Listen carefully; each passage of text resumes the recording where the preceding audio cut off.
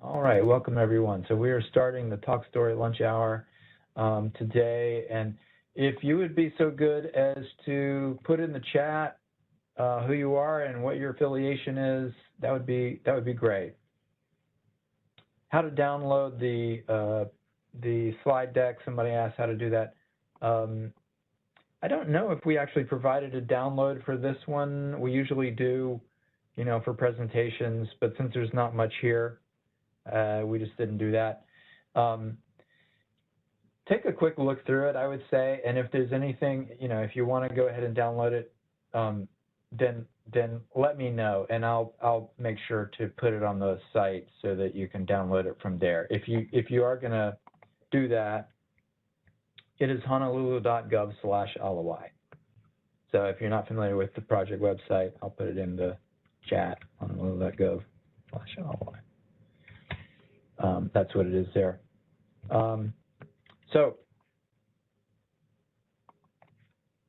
Today, I'm your facilitator. That's me there up the upper left, Tyson Vaughn. I'm a sociologist for the Corps of Engineers. We also have from our project delivery team, Cindy Akpal, our project manager based in Honolulu.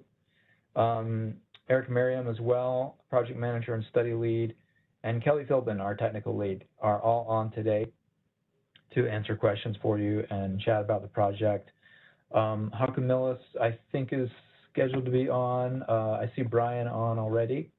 So from the city, so the city is also represented. There's some other folks from the city too, I see, in the participants list. So, hey, Carol, thank you for calling in from Henderson, Nevada. That's awesome. Appreciate that. So today, like last time, see, not everybody was on last time, which is fine. We didn't have much of a lead time in notifying folks. Just to let you know that today is more of a casual discussion, a less formal discussion of the project. Just want to make sure provide as many opportunities as we can for the community to ask questions. And to raise concerns and to offer suggestions. We're in a period right now where we're working out some details on what will be the tentatively selected plan, which will go into the draft report coming out later this summer. And while we're working on that, we wanted to give you all a chance to, to talk about that. As we get into our discussion, just some real quick ground rules. If you can put your questions and comments in the chat, that's a good way to do it, and we'll scan the chat for you. You can also use the raise hand tool. If you're not speaking, keep your audio on mute. The first time you do speak, if you could introduce yourself briefly so we know who you are, would be great. And I don't know if we'll really need a time limit, but the point is just to be aware that we do have limited time, so to make sure everybody has a chance to speak. I want to go back really quick to the hosts and discussants. I wanted to mention also, we have another facilitator who is joining us today. Actually, he's been on a couple of our calls just listening in. Another facilitator from the Corps of Engineers, Hunter Merritt. There he is smiling. So he's going to be taking on a larger role with this study and facilitating more meetings himself coming up as I'm sort of transitioning duties. So I'm not completely dropping off the face of the earth, but I brought Hunter in. He's an expert at facilitation and public engagement, so he'll be helping out. Glad you could join us, Hunter. Okay. So, and with that, I want to ask Eric Merriam, the study lead, if he has any quick updates on the study that he wants to provide before we open the floor. Great. Thanks, Tyson. And then, Kelly, please correct me if anything I say is not accurate. But essentially, since we met last, we are moving forward towards the release of the draft report. And what that means is, really the engineering team has been finalizing the engineering analyses that will go into the report. We've been finalizing the report itself and all of the associated appendices. There's been a lot of questions about sharing of data and sharing of information, and all of those engineering appendices are going to be kind of full of information, and so it's a lot of information to pull together. We had been targeting the draft report release date for the end of July, but just kind of pulling all the information together, finalizing the analyses has taken potentially a little bit longer than we had thought. And so if it is not done by the end of July, we may be pushing out to August. And of course, we have another one of these Talk Story lunch hours prior to any of those dates. And so we'll be keeping you kind of up to speed on kind of the progress and anticipated release date and how it shifts, if it does shift at all from that late July period as we move forward through those meetings. I think that's pretty much all I have, Tyson. We can kind of flesh out any other specific technical questions or anything like that as we kind of move through this evening. Thanks, Eric. Appreciate it. All right. And one more thing that I'll say before we open it up is I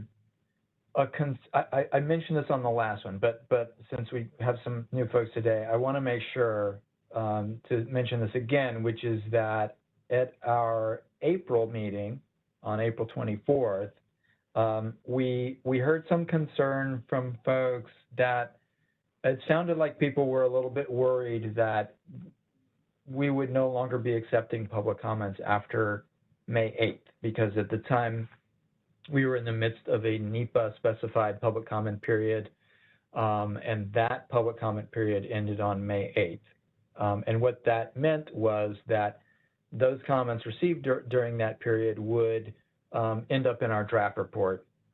But I just want to make it crystal clear that we continue to accept public input, and public input continues to be very important in this study. So just because that NEPA specified public comment period ended doesn't mean that we're no longer taking input. So that's another reason that we're having these meetings. We're still very much interested in your input. So I wanted to throw that out there. Also, there were a number of other concerns that we heard on April 24th. We have put together a transcript or essentially a list of questions that were raised both in the chat and verbally, and we have provided answers to those. It's a document that I've been trying to get out to you guys for a little while now, and it's almost ready. I was hoping to have it out before today's meeting, but it's not quite there yet. So we'll probably within the next couple of days, we'll be able to publish that on the website. So hopefully that'll help answer any questions that we can't answer today. Okay, so with that, I want to open it up to the floor. Does anyone have any questions or concerns? By the way, and one more thing, I see some phone numbers in the participant list. If you are a phone-only participant, then I will try to remember to stop and ask for your input. So we'll kind of go with folks online first, and then I'll go to the phones periodically and make sure you've got a chance to do that. If you do, then hit *6 to unmute yourself, and you can ask your question. And I'm going to ask Hunter to remind me to do that if I don't. So appreciate it. Cool. All right. What are you guys thinking? What do you want to know with respect to this study? Or what do you want to tell us? Oh, okay, so I just got notice that Haku's actually not available today from Brian. So, but Brian is on for the city perspective. He's Haku's deputy director.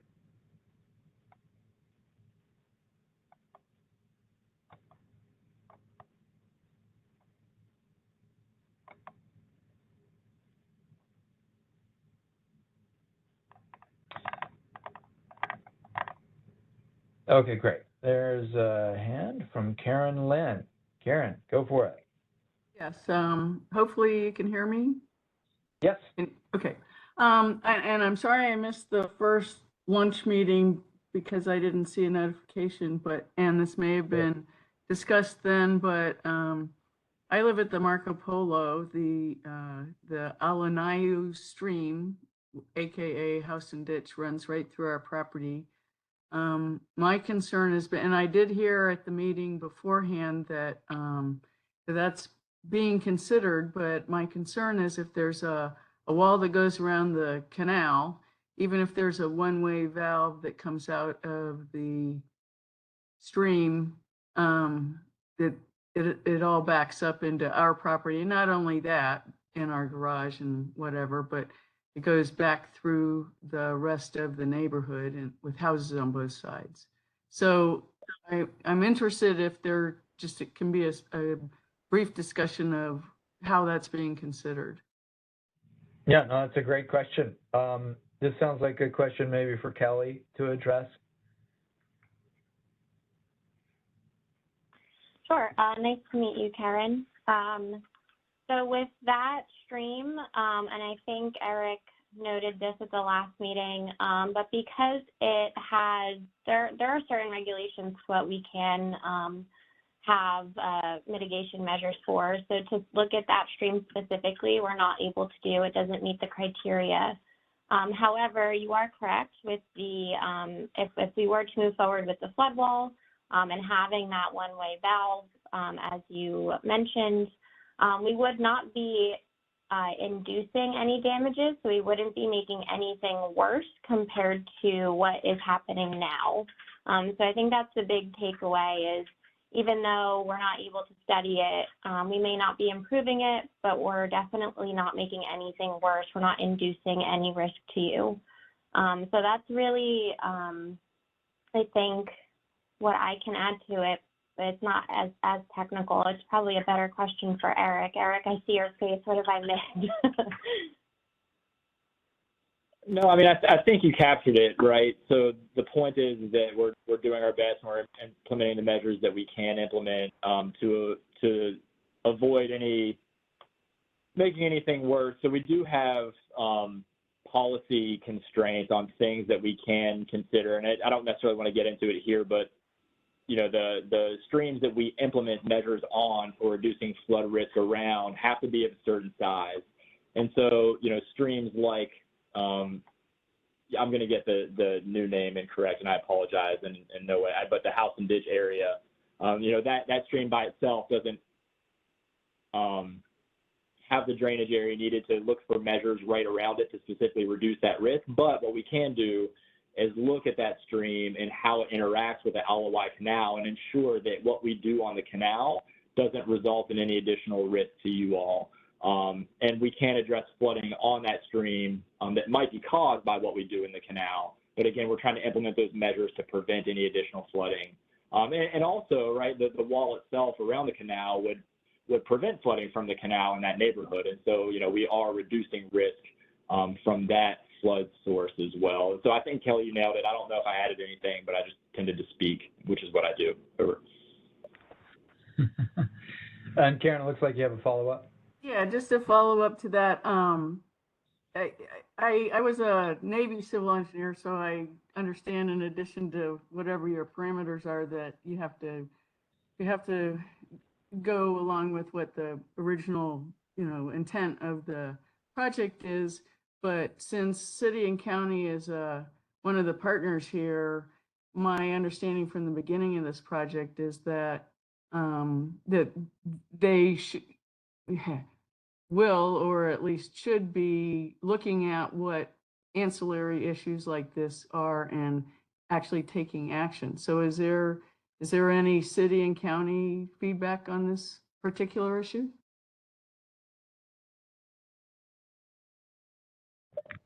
Eric, you want to address that? I can say quickly that the city and county have been a close partner with us throughout. They attend all of our meetings, and so we sort of act as one team, really. So they definitely have been part of the discussions. Eric, you want to say anything beyond that? Yeah, so I guess to echo what Tyson said, we are working together closely, and you know, through our planning process, you know, we kind of have, you know, we have to identify, say, what we call the optimal plan, right? The plan that maximizes benefits across a number of categories, you know, while minimizing costs, I'll say. And so, you know, we are kind of tasked with identifying that plan. Anything beyond that plan, right, can be addressed in subsequent studies, you know, by folks like the city and county or other entities as well. But, you know, I think in this regard, you know, the issue I'll say isn't, I don't know, I think what we're doing in the plan that we have is taking a holistic look at flooding. And so you know, if there is an external kind of issue that the city and county needs to be looking at in addition to what we are looking at, I think, you know, I understand there are concerns about how the ditch area is incorporated into this into the proposed plan or not. But I do think that we are addressing flooding in that area and not necessarily inducing flooding. And so, you know, I'd love to hear more about additional concerns beyond flooding in that area, you know, that might be thought of that could be incorporated as part of this plan or any subsequent effort by the city and county or other entity. I guess I'm just kind of would like to hear more about ideas, or not ideas, but the issues that you're specifically kind of concerned about beyond what Kelly and I talked about. And before I move on to the next, there's a few questions that are in line here. Before I move on to those, I just want to give Brian a chance to chime in. Brian, if there's anything else you want to add to that. Yeah, so going through this process with the Army Corps, it's been a really good opportunity to use their expertise and their flood modeling, and it's a chance that the city can use, as well as the state, to look at their drainage ways, you know, the city stormwater system. So we invite our, you know, Department of Facilities Maintenance to these meetings. They have an opportunity to see what's going on, and then we work as, you know, co-departments to take this information and evaluate what we need to do on the city side, be in our stormwater ways or whatever it be, to go beyond the efforts, I guess outside of the scope of the initially, I guess, this project. But it really is kind of intertwined together. You can't just trying to look at the overall health of the system, because we know we can't turn a blind eye on like the system as a whole. But my understanding is the Army Corps they have their design requirements, and, you know, they have their standards, and so it's kind of an all-encompassing effort. It's a huge piece. I mean, if you look at all of Honolulu and the entire watershed, it's a lot that we are evaluating, but we are definitely getting to the core of the comment of trying to work together and use this experience as best as possible. Thanks, Brian. So we've got a few questions here. I see a couple from Jason DeMarco, and Whitney, I see you've got your hand up as well. Maybe what we do is, Jason, let's start with your first question, because that's a really big question, and answering that, I think, will provide context for everything else. So Eric, Jason asked, what is the status of the study? Last I heard, there were proposed retention basins in Manoa and a wall along the Alawai. I have actually loaded your presentation from April, Eric. So maybe this is where we can just give a really quick summary of what actually is in the plan.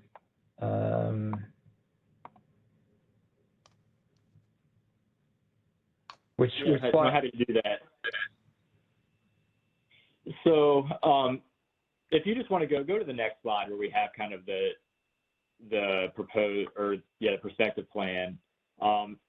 So currently the prospective plan is essentially a series of flood walls. So there's a flood wall along the Manoa Stream up near the Woodlawn Bridge area. And that flood wall is intended to prevent water from jumping its bank and going down through the University of Hawaii area along the stream. There's a flood wall kind of at the confluence of the Manoa and the Pololo streams. Because we are keeping water in the stream up near Woodlawn Bridge, we inherently have more water in the channel as we get further downstream. And so we need that flood wall at that confluence to prevent kind of inducing flooding in that neighborhood right at the confluence there. And then essentially we have flood walls starting from about the H1 that wrap all the way around the Alawai Canal, as you see in this picture, around the kind of top part of the golf course. And then the blue line that you see on the bottom part of the golf course is essentially a levee. So it's an earthen berm. And together, the flood wall and that earthen berm create a larger detention basin inside the golf course. So essentially, the golf course becomes a large-scale detention basin that would hold water during these larger storm events. And so it's the combination of storage in the golf course, again, trying to shave off that peak flow as you get further down into the Alawai Canal, and then the canals along the Manoa Stream and around the Alawai Canal that provide flood risk reduction for areas all along the Manoa Stream and all along and adjacent to the Alawai Canal, including the Makolimo-Ili area, Waikiki, and others. And so, you know, the slide that Tyson had up previously showed 2 detention areas, one in Makiki Stream and one up in the Manoa Stream that utilized the existing parks there. We had looked at detaining water there temporarily as well, but through our analyses, we found that they weren't what we call incrementally justified, meaning that the benefits that we saw from those didn't really get us enough to warrant their inclusion into the plan, whether it was economic or, you know, reductions in life safety or what have you. And so those essentially have been removed from the plan.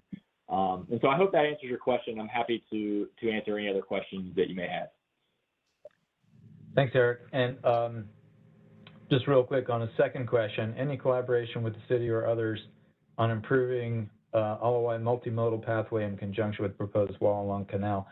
I think, Jason, what you're asking is, so around the canal, what is that wall going to look like? Is there going to be a way to incorporate aesthetic and like lifestyle activity sort of improvements in that? And I'll just quickly say, yes, we have definitely been talking about that.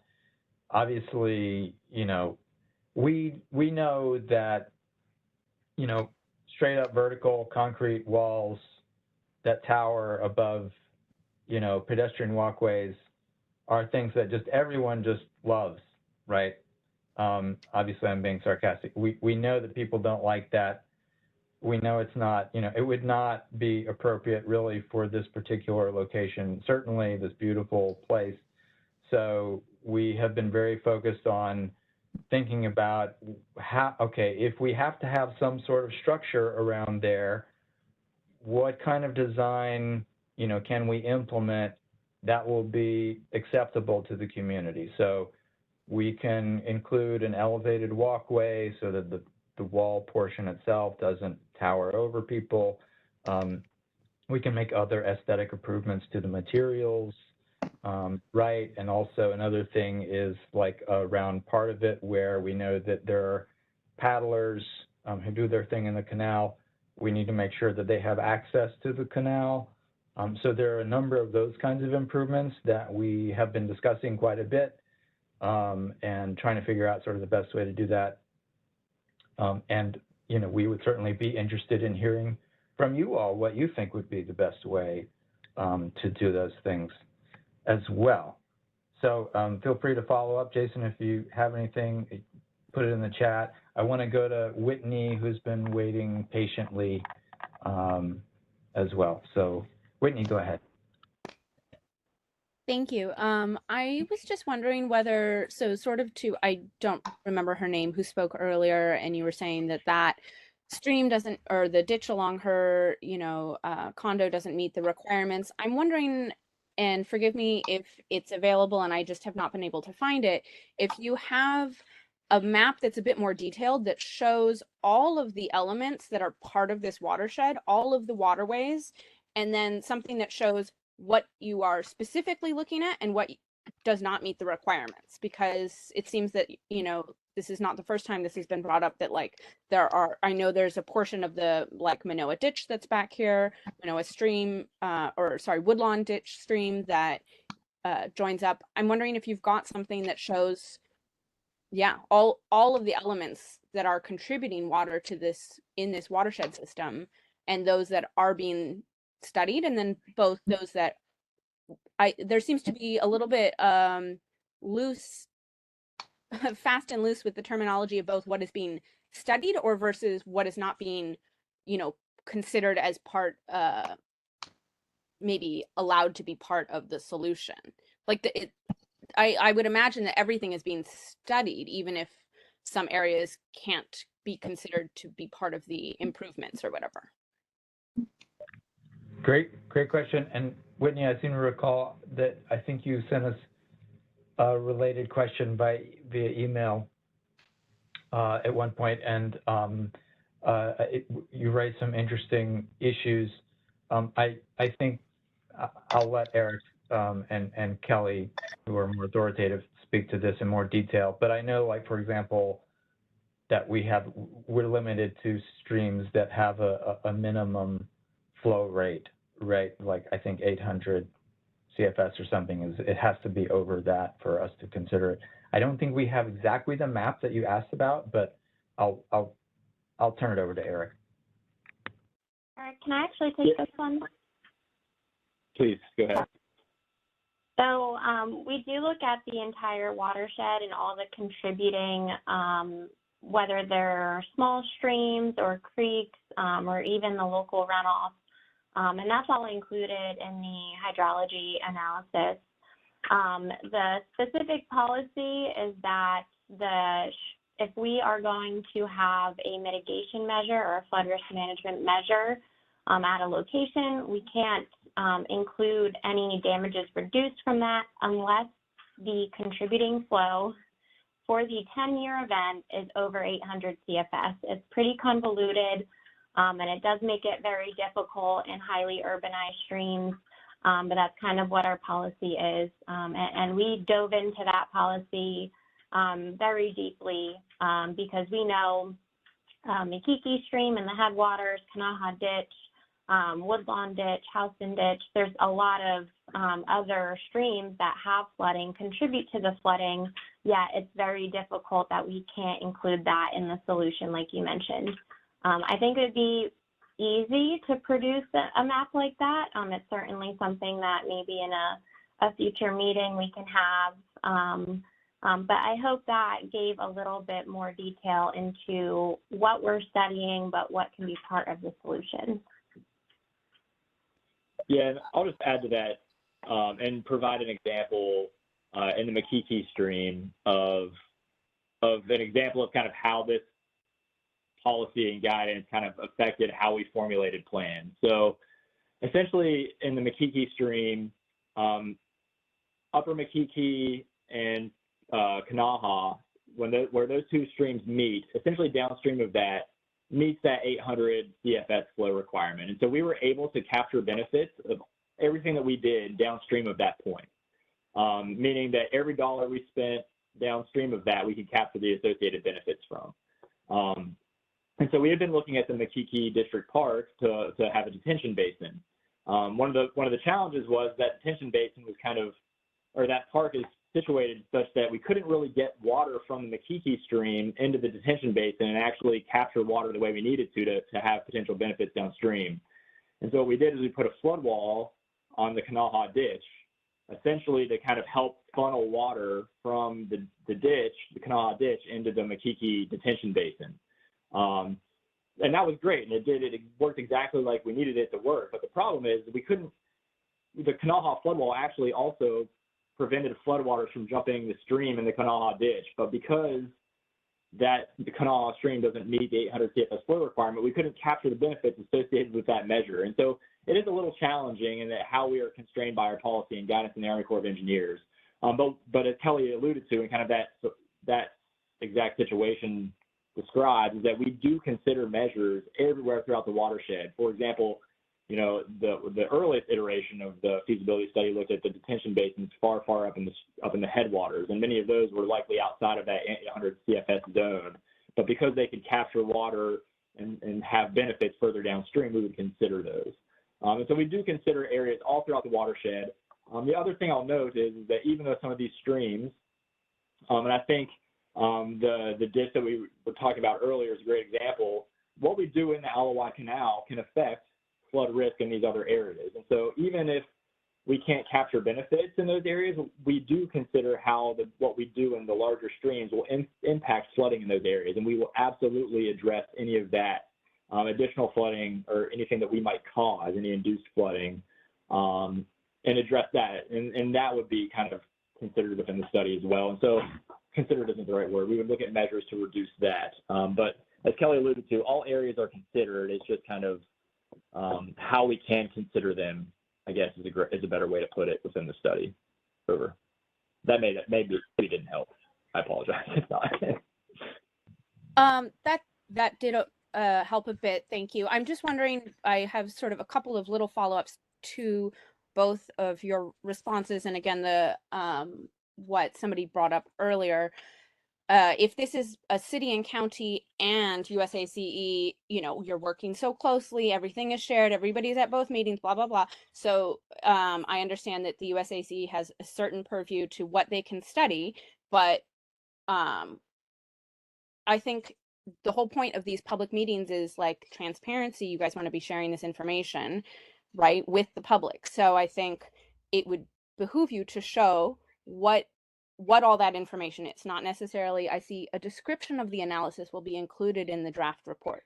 I think people would like to be able to see that raw, Kelly, I think you said there was a hydrology analysis that you do have that shows this entire system, and maybe you don't have a map that's showing what exactly isn't included, but I think having that information here now in these moments where you're supposedly engaging with the public to help us better understand it, allowing us to see this information in full would be helpful. Also, so that then when the city is saying what they're going to be looking at, if that's separate later or something, people are able to understand where exactly, like, we have to see the whole picture in order to know what the USACE versus what the city is saying is their purview, or their, you know, they're going to be looking at solving a certain portion of one problem at one point.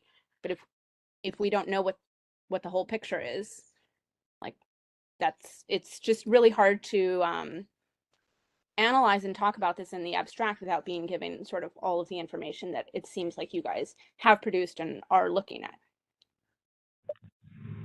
Yeah, thank you, Whitney. I totally understand that perspective and wanting to see more details. And I think in particularly this community, you know, where we do have, I would say, an unusual level of both, you know, engagement and expertise, frankly, in these kinds of things. So I definitely understand that.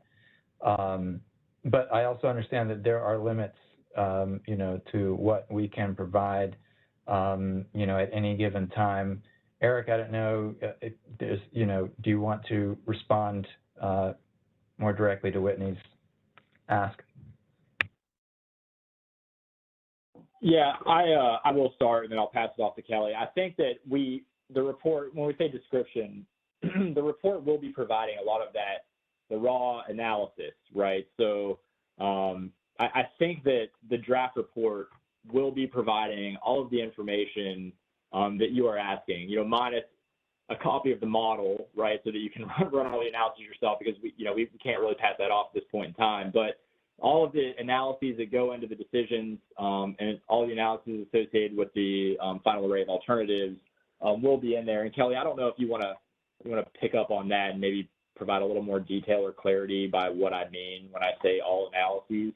But I do think that we will be providing very much the information you're asking for. Yeah, I think the report is going to be much more detailed than just saying that it's a description. It's a lot of information to try and pass along in this kind of forum, especially because it is so technical. There's so much that goes into it. But I understand, like, we've heard this before, you know, what are we really studying? Where's the flooding supposedly? You guys want to see some of the simulations, right? And so we got that feedback at the, I'm not sure what month it was, but we've certainly heard that before. And I think it would be beneficial to have that simulation of what the 100-year flow frequency event might look like. And that's taking the runoff from the hydrology model and putting it in the hydraulic model. So certainly we can be, maps of what our plan is doesn't really help you understand how we got there. So I hear your concern, and it's something that we can do for the next public meeting. And this is just an abbreviated, like, lunch hour, I guess. And we've gone into more detail in the past in the larger public meeting settings, with like the 3-hour long. We've had the sub-basin workshops too.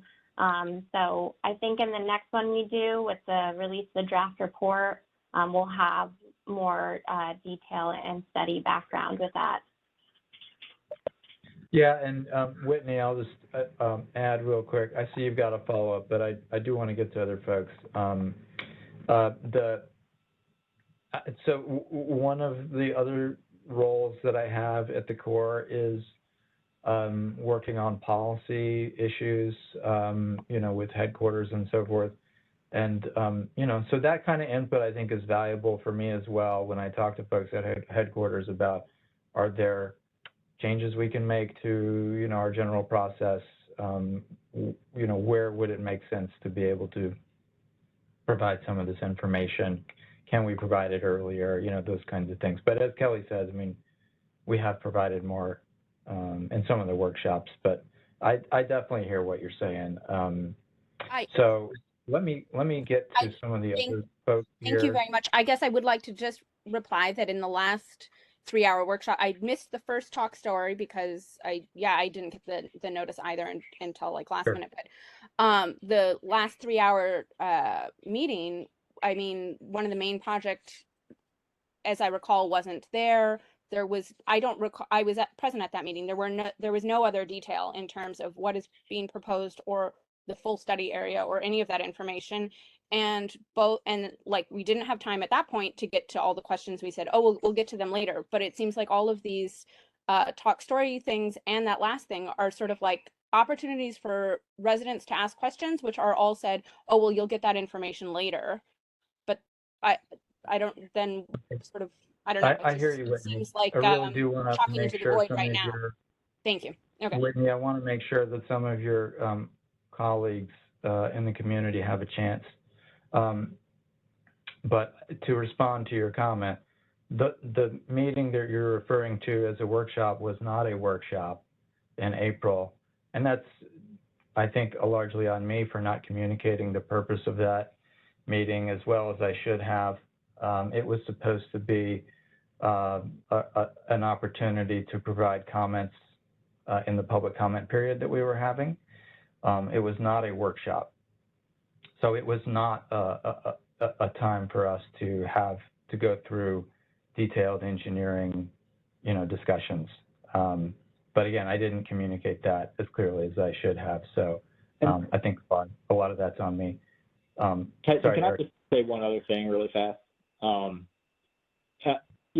I understand the desire to see all of this information and all of these analyses, but it's also important to remember too that although we've been having our analyses vetted all the way, like we have to undergo our own internal review processes too, right? So we're sharing a lot of information with you ahead of kind of when we normally would in a study that, I don't want to say normally, right? In a lot of studies, we don't have this kind of detailed outreach and coordination. And so you're getting a lot of information, and I understand it's kind of like a teaser, right? It's like, hey, here's what our analyses are showing, here's what we're getting, here's kind of how the study is progressing.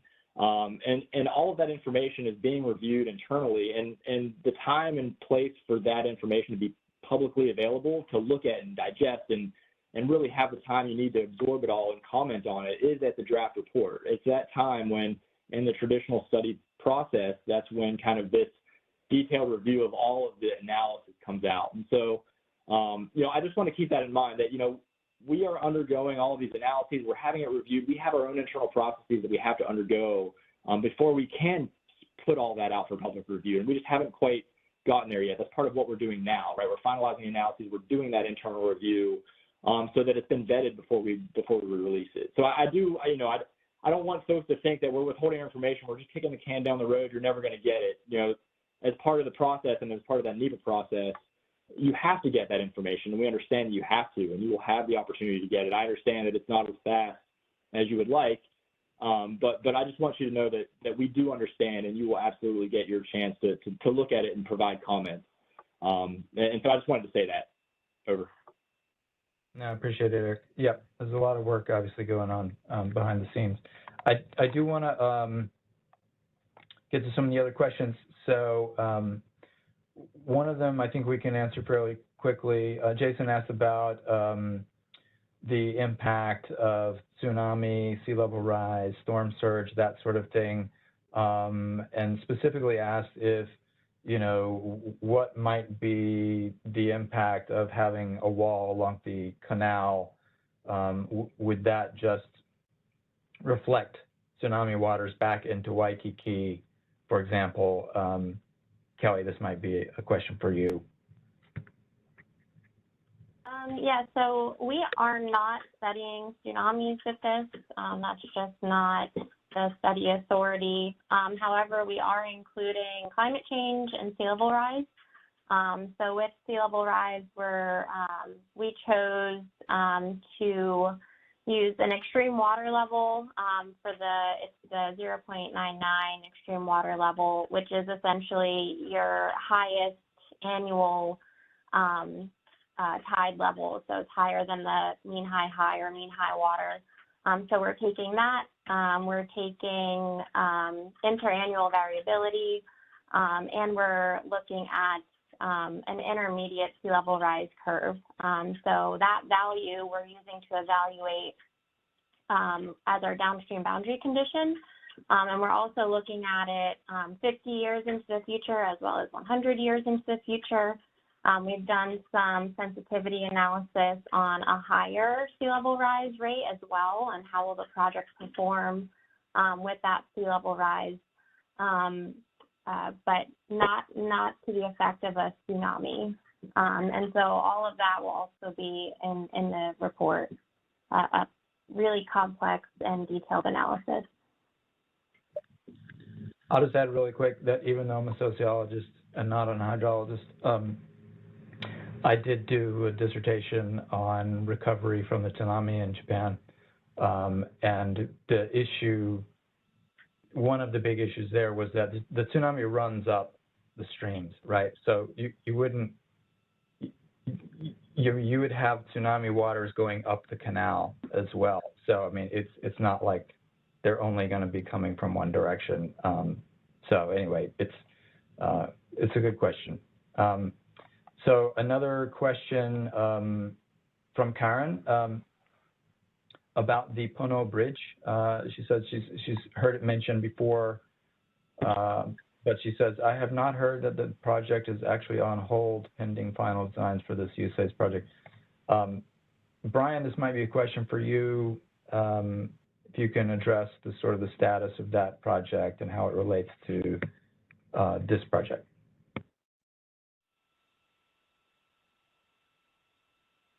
Yeah, wait, the Ala Moana Boulevard. The Pono Bridge project. Oh, the Pono Bridge. Yeah, sorry, I'm in the chat. Yeah, so that's a city Department of Transportation Services project. They are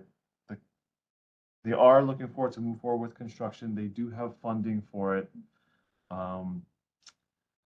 But they're a few years out from construction. It does sound like they're moving forward. Our understanding is that bridge is going to be, they're estimating it's going to be about 15 feet, I guess at the highest point above the bridge.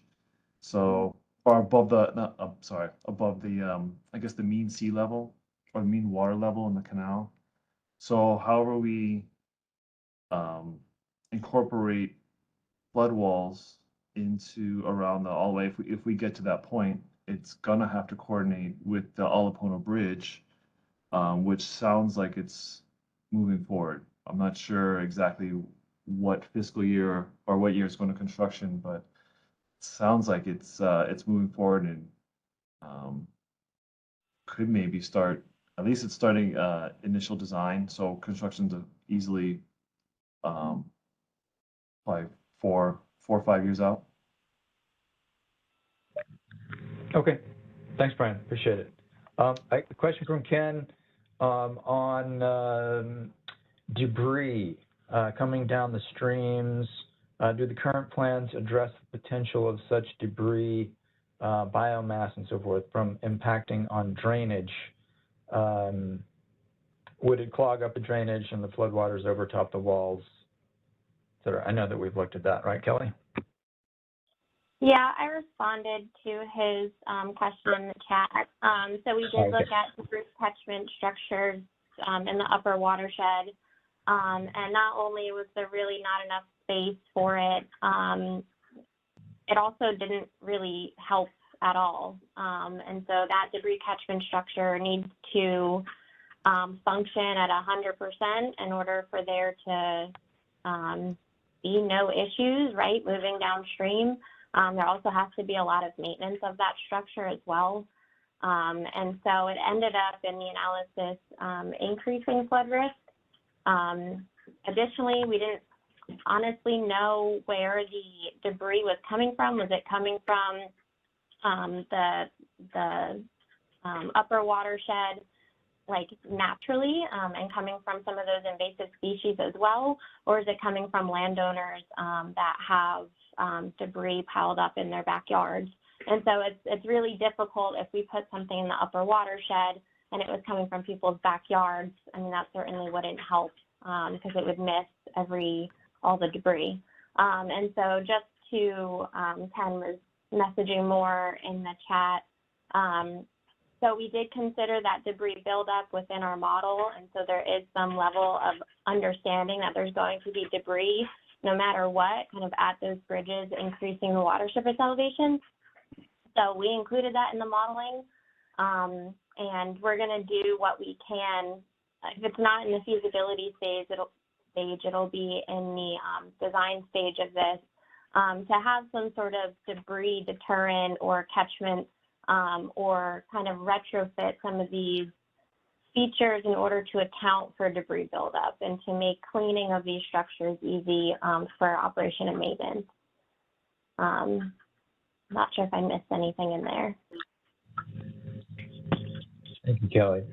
That's good. A quick technical question from Dave Latase. I don't know if you saw this, Kelly, but or if you have these figures off the top of your head on minimum and maximum flow and velocity feet per second of the Ala Moana Boulevard Bridge. Do you happen to know that?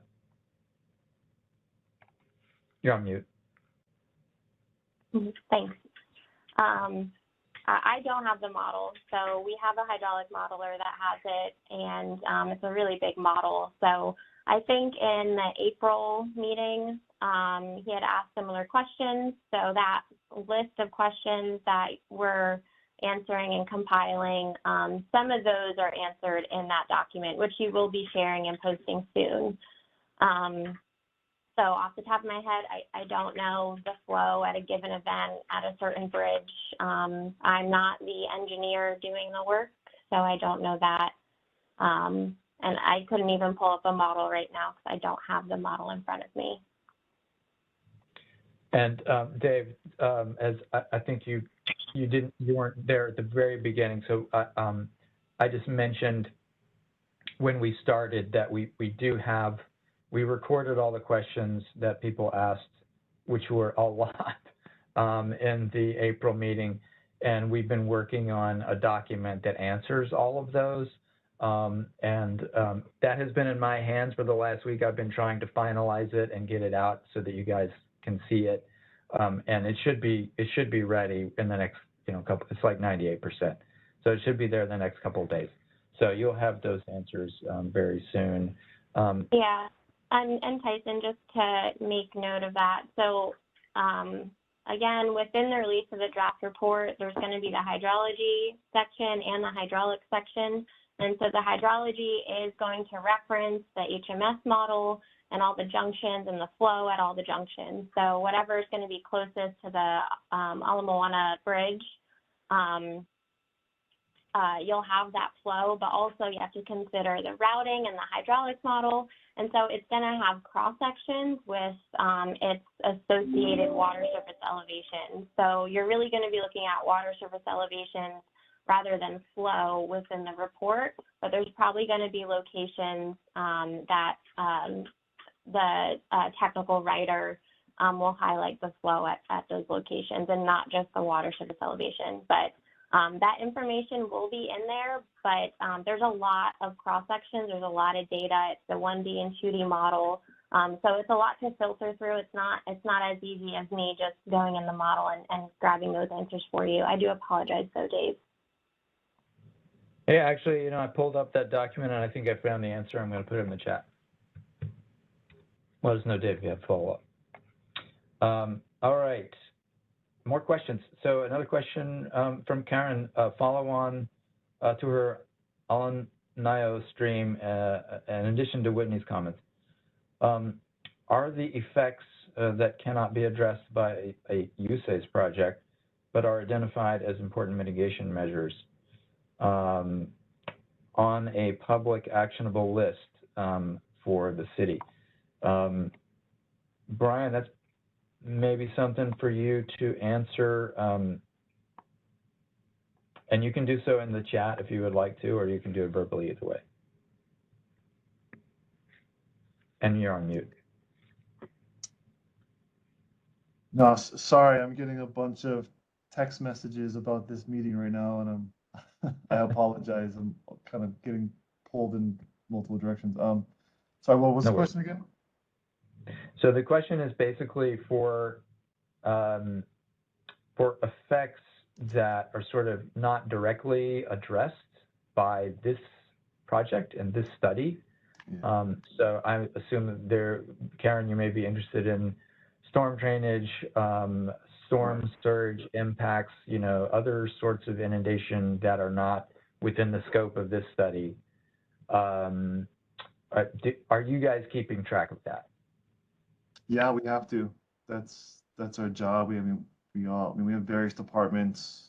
We have within the city, we have our climate change, sustainability and resiliency office, which is looking at all the future projections. Our Department of Facilities Maintenance is the group that is actually the operator maintainer of our stormwater systems.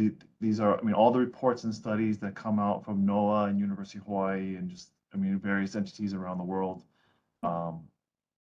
Whatever comes out of this, it's a never-ending effort on behalf of the city to continually evaluate these systems, even for things that are beyond what the Army Corps is able to take care of. We also have to work with the state of Hawaii, because part of the streams or waterways that we are proposing projects for are actually it's actually state owned. There's also privately owned portions of the stream where we got to work with private entities. There's city, state, but yeah, that's our job. That's what we have to get into, and it's a matter of we wish we could redo the whole system if we could, but there's no way to do that, and because there's the cost of everything that goes into it, the existing infrastructure, the impact to just the public in general. So we are working on that. We do look at that. We're looking at better ways to operate the system and ways to rehab and maintain. But that's what we do on a yearly basis. Day in and day out is look at better ways to operate, maintain, construct, rebuild, and get ready for the future, which ties into why we're working with the Army Corps on this whole effort right now. We knew we had to bring them in for their expertise on these form of structures. And we were looking at federal funding. How do we, take some of the burden off of taxpayers and work with everybody we can possible to make this the best situation that we can. It's not easy. We're never going to get complete consensus from everybody, but we cannot stop, and we have to keep moving forward on trying to come up with, it may not be the end all silver bullet end solution that solves everything. I don't think we're ever going to get to that, because especially future sea level rise is such an unknown. We don't know what hurricane, storm, or whatever's going to come in the future, but we're doing the best we can with the funding and resources we have, because we live here too. This is our family. This is our friends. This is, And we want to preserve as much as we can as best as possible, but it is not an easy situation that's going to make everybody 100% happy. We're hoping we can protect and preserve as much as we can. So we appreciate the public's help in this effort because you provide some insight that we may miss. So yeah, thank you. Indeed. Mahalo. Thanks, Brian. I appreciate it. Yeah, Excuse me, thank you, Brian. excuse me, I just was able to tune in thinking it was 1 o'clock. I think you've changed the time to 12 o'clock. Are you repeating another community session? Hey, Laura, glad you could join us. No, it's been 12 o'clock the whole time. But you know, we're gonna stay over a little bit because there's so many questions. So Okay, put in my question then. Thank you. please do. And we are gonna have another one as it shows on the screen there on the 26th as well. And depending on, as Eric mentioned at the beginning, there's a possibility that, you know, we don't know exactly when the draft report will come out. It might get pushed to August a little bit. We were aiming for July. If it does get pushed to August, you know, we could probably schedule another one of these. So you know, that's a possibility that, you know, is on our radar. But at any rate, yeah, I think we can go over a few minutes. Obviously, I understand a lot of folks who joined may not be able to go over a few minutes, and it's totally fine if you need to drop off, if you've got work to do and so forth, then please do so. I at least can stay on for a few minutes and hopefully either Eric or Kelly can do so as well. So I just... And Tyson, just to mention that we'll be this is being recorded, so we'll post the recording. So if people have to drop off, all the questions will be answered. You can jump on and catch up where you left off. Over. That's right. That's right. So a question from Dave Watasa. I see a bunch of questions from Dave that are, you know, similar to the previous one about technical details. And Dave, I'm just going to say we'll get to those in the document that we're sending out soon. But then also Dave has this question on how do we do economic modeling? He says, how do you base your economic modeling for property damage? Is that data available? Does it include sea level rise? Eric, I don't know if this is something maybe you can give an overview of how we do that work. I know we don't have our economist on, but. Yeah, I mean, we do have economics models that utilize, I believe they're publicly available data to kind of quantify economic damages associated with the flood events. And so we kind of use the hydrology and the hydraulics modeling to kind of get an idea of which structures are inundated and to what level they're inundated. And then we use data. Again, I believe it's publicly available, but the source of those data will be available in the draft report to kind of put estimates of damages associated with structures, types of structures, and those types of things. And then, you know, so we assign damage to structures and then we kind of roll all that up. And so, you know, I don't know if that's a great answer, Dave, or if that answers your question perfectly. But just like we have a hydrology and hydraulics appendix, we have an econ appendix as well, economics appendix that kind of goes through all of the modeling, all of the data, all of the underlying assumptions and so forth. And all of that will also be available with the draft report when it's released. And just to get to one question, I just mentioned releasing the draft report. I see that Anthony asked the question of what's the date of the presentation of the tentative draft. And so as Tyson alluded to, we would have been targeting kind of the end of July. I think July 21st is the date that we had been targeting because it kind of aligns with the HEPA, NEPA submission process that we have to go through and the notice of availability through EPA and Hawaii EPA.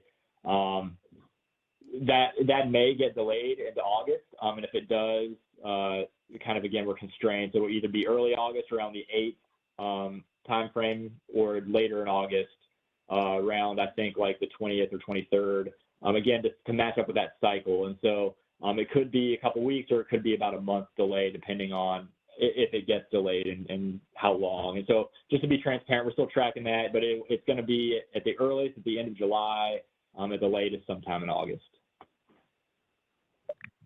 Thank you, Eric. Just a couple more questions. Could I question out loud too, please? if you could hang on a sec, Laura, I want to get to, there's some other questions in the chat. We'll get to you before we close. Thank you. But Sydney asks about, says now that climate change is receiving attention and action, how will Waikiki retrofitting and preparing for sea level rise impacts? How will that affect this use-based project? Won't raising the buildings, et cetera, lessen the impacts of any riverine flooding on Waikiki specifically? Mm-hmm. Good question. Yeah, that's a good question. And I mean, you know, I can go back to, so this won't be my only answer, but going back, we were authorized as a flood risk management study. And so that's riverine flooding. And we do take all of those things into consideration, like sea level rise, storm surge, with respect to how it will impact riverine flooding. And so I also think it's important to note that right now our system functions as a system, right? So we have flood walls along the canal to address riverine flooding, and again, kind of the storm surge and the sea level rise that we're expecting to see, and how those two things interact. Right now, we need walls on both sides of the canal, right? So understanding, yeah, you mentioned Waikiki, we could elevate areas in Waikiki, but and that you know would reduce potential benefits in Waikiki, but we need that wall because we also have to have a wall on the other side, right? On the Macaulay Mo'ili side. If you don't have walls on either side, then if you have walls, I see Laura shaking her head. So if you have walls on only the Waikiki side, then water comes down, and that water gets pushed into the Macaulay Mo'ili side. And the exact opposite is true. If you have a wall on the Macaulay side, but you don't have walls on the Waikiki side, that water then gets pushed out into Waikiki, right? And so you have to have walls on both sides in order to reduce risk on either side and not induce risk on either side. And so again, as we think about moving into the future, right, right now our flood walls, yes, they're riverine, and climate change and sea level rise and you know storm surge and potential tsunamis, that does have an impact, right? But right now we are planning for riverine flood risk in a way that incorporates, to the extent that we can, all of those other things. And understanding that, you know, we don't want to do nothing, right? We could say, well, there's no way to reduce flood risk without having some effect on you know, some future tsunami. But in reality, if we can prevent flooding now, right, and we can prevent flooding on both sides, we need to do that, right? And then in the future, if they want to come in and they want to retrofit Waikiki to protect against potential, you know, increases in storm surge or sea level rise or, you know, this coastal effect that we aren't currently authorized, then they'll have to come in and they can elevate those to address that risk, right? And the riverine risk will already be addressed.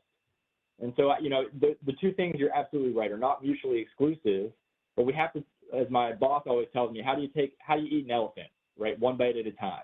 We need to address the risk that we can address now with the tools that we have now, understanding that, yes, we might do things later, but then Waikiki will be resilient to the risks now and resilient to the risks in the future through a subsequent study. So I hope that answers your question. It's a great question, right? And the world is ever changing, and I understand there's a lot of uncertainty in how the climate's changing and what that means. But I think it's important to understand that we need to make the changes that we need to make now, that we can make now, to make Honolulu the most resilient now. Yeah, it would be nice if we could obviate the need. But yeah, this is a good question. Thank you, Eric. Laura, before I get to your question, I want to make sure that folks on the phone have a chance to ask a question as well. I've been ignoring you guys. I apologize for that. Anybody on the phone want to say something, feel free to hit *6 and come off of mute.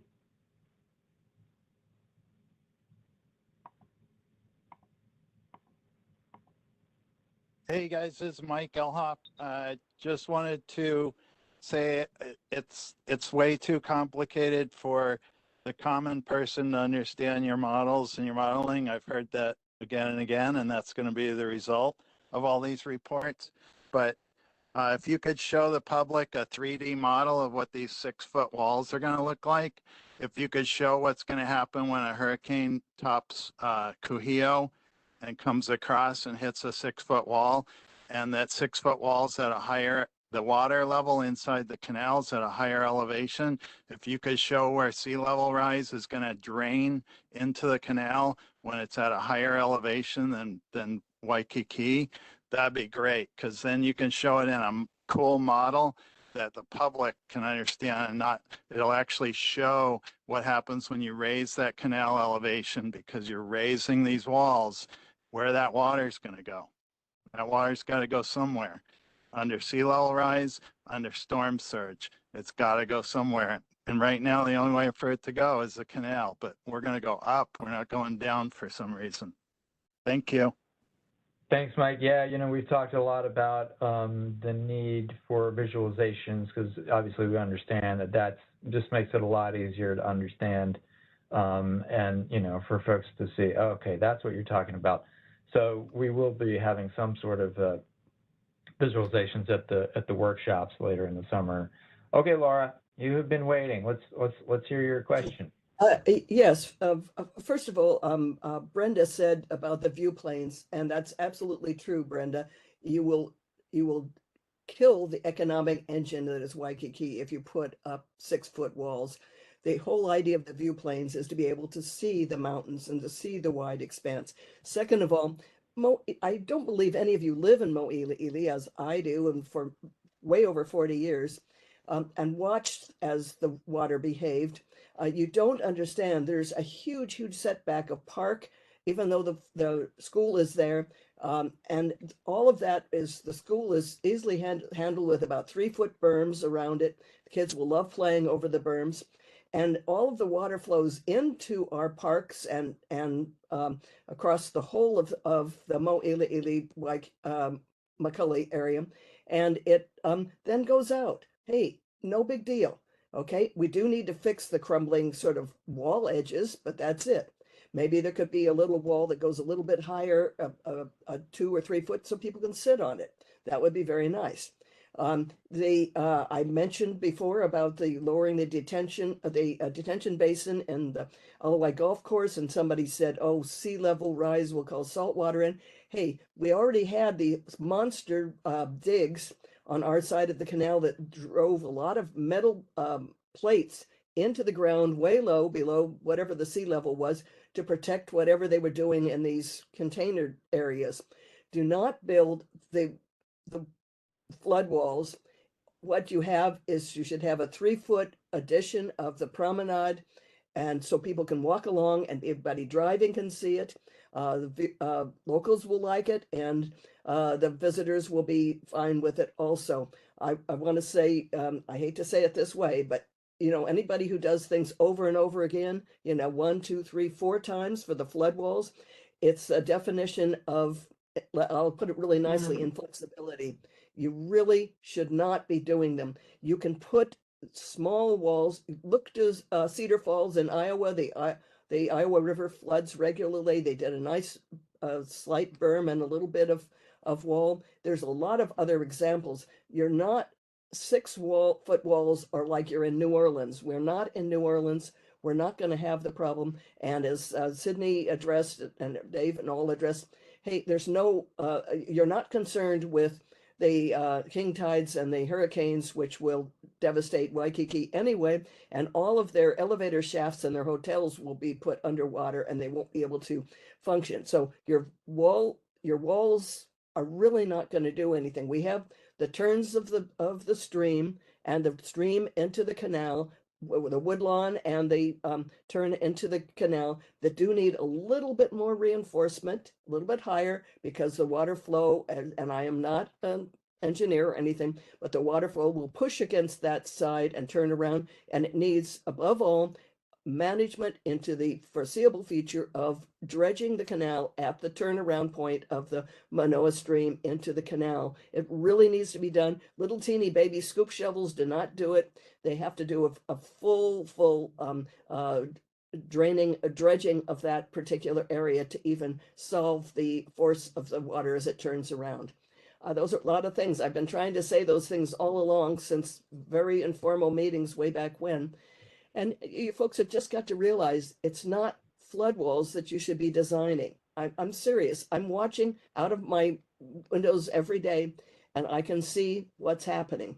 And please, if you want to come over here to us so we can talk, and I'm sorry, I'm not the engineer, but I am the visual person, and my whole life has been around the visual arts and the visual view plane and everything else. you've got to make it so it's a place that people want to be. So thank you anyway for what you've allowed me to say. Thank you. Laura, that is absolutely fantastic input. Really appreciate it. Like you said, there was a lot that you said there, and it was all very constructive. And again, just much appreciated. You could have told me that you don't have engineering background because you seem pretty well versed. Just But right. just to just to reiterate some of the things we were talking about earlier, we're spending a lot of effort looking at how to, when we say flood walls, we don't necessarily mean what that image conjures up, right? When we say flood wall, people think, oh, vertical concrete wall, ugly, that's actually not necessarily what we mean. There might be certain areas where, we don't have a lot of space to play with, and so you might have to look at something like that. But as you say, particularly around the canal, where fortunately we do have a bit of space, and we do understand that the aesthetics are really critical there, and not just the aesthetics, but also the usability of the site, like you say. So it's access to the canal, it's the view shed, all of that stuff. We totally understand that and totally get it.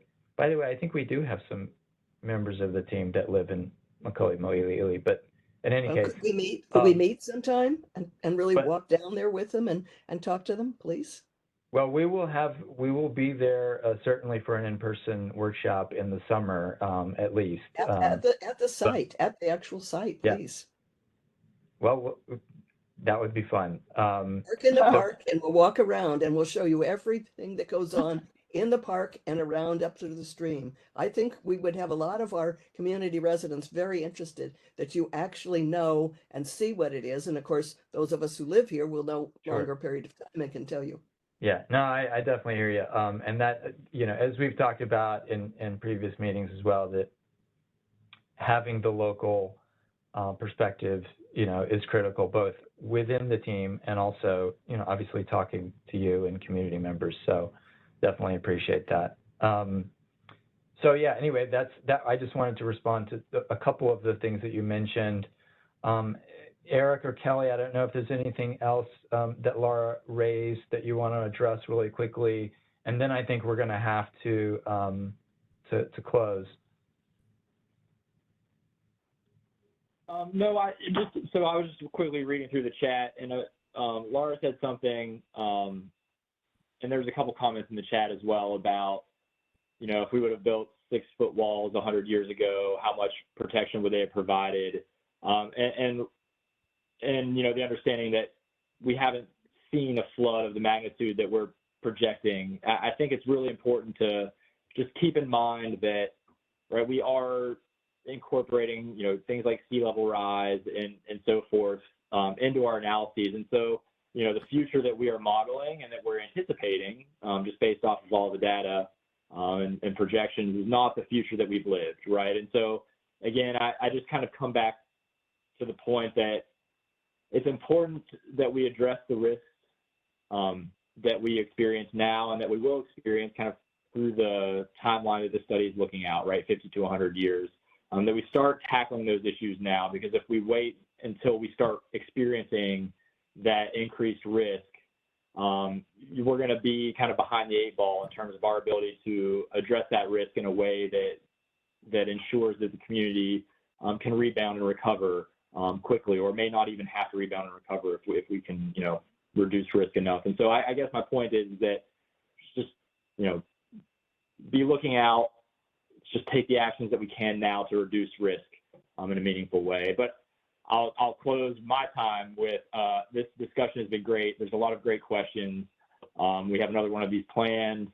And so I look forward to the next one and continued discussion as we move forward. Thanks, Eric. And Kelly, I'll give you the last word if there's anything you want to add.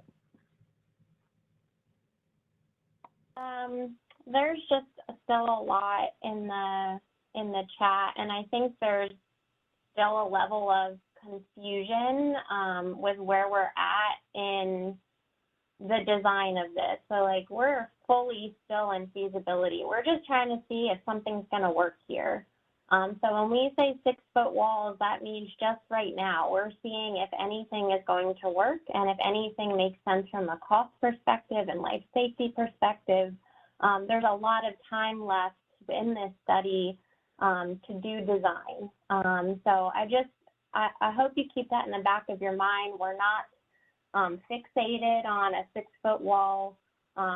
There's certainly a lot of coordination that still needs to be done with future projects that the city and county of Honolulu has. So there's definitely a lot of design that's still needed. There's also a lot of optimization of the flood wall heights that needs to be done. And so it's great that we're getting this feedback, and it certainly will shape the design. And that's kind of all I wanted to close out on. Thanks, Kelly. And there's one last question from Brenda Lamb. Do any of our reports include the history of the canal? I think, Eric, it is pretty standard to include sort of a brief contextual history of the area of the project, right, in the report. Yeah, that's correct. Generally speaking, we do try to include some history of wherever it is that we're working, and so that will be incorporated. And that is something that we have studied, and we've also received additional input from the community on that too. So, yeah. Okay. And I would just like to say, I've spelled it wrong, but would you talk to the bridge planners, the Not Pono bridge planners? They're going to completely confuse you by not talking with you. You have probably the greater authority and the more urgency than they do. The bridge is not needed. And it will absolutely do a whole knot of clogging that's there if you folks don't talk to each other. But I would like you people, if you have the authority, to tell them to stop.